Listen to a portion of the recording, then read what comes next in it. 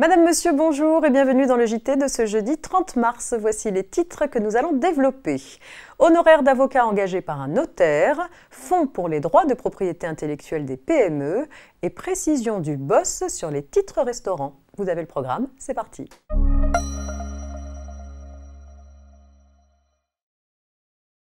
Un député a récemment interrogé le ministre de l'Économie sur la possible déduction fiscale des honoraires d'avocats engagés par un notaire à titre personnel dans le cadre d'un litige portant sur l'autorisation de faire valoir ses droits à la retraite.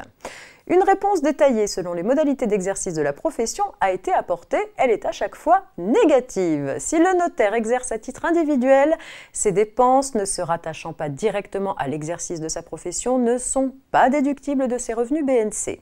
Si le notaire est associé d'une société soumise à l'IS, une telle dépense d'ordre personnel n'est pas déductible du résultat imposable de la société. Enfin, pour un notaire salarié, de telles dépenses n'étant pas engagées en vue de l'acquisition ou de la conservation du salaire ne peuvent pas être déduites du salaire, que ce soit par application de la déduction forfaitaire de 10% ou des frais réels.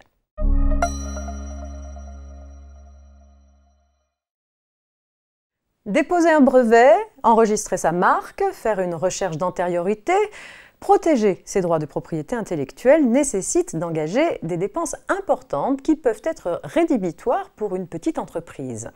Pour encourager les PME à protéger leurs actifs incorporels, l'Union européenne déploie un programme de subvention destiné à les aider financièrement à exercer leurs droits de propriété intellectuelle.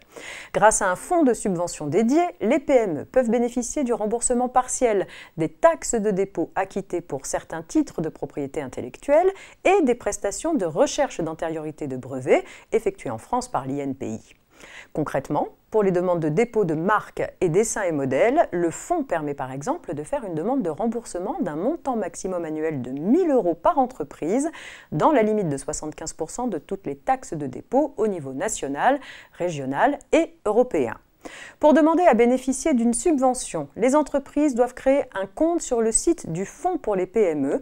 Elles ont jusqu'au 8 décembre 2023 pour profiter du dispositif, dans la limite de l'épuisement des fonds.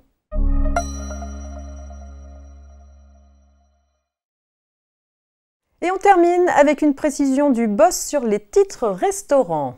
L'employeur cofinance les titres restaurants dont les salariés bénéficient.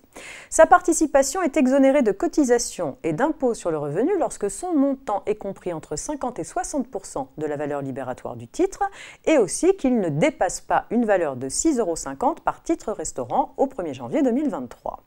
Si ces conditions ne sont pas respectées, la fraction de la participation patronale indûment exonérée ou réduite est réintégrée dans l'assiette des contributions et cotisations. Et en présence de mauvaise foi ou d'agissements répétés de l'employeur, c'est la totalité de la participation patronale qui doit être réintégrée dans l'assiette des cotisations. Dans une mise à jour du 16 mars 2023, le BOSS précise que lorsque la participation patronale est inférieure à 50%, c'est bien la totalité de la participation patronale qui est réintégrée dans l'assiette des contributions et cotisations. C'est la fin de ce JT, je vous souhaite une très agréable journée et on se retrouve demain, vendredi.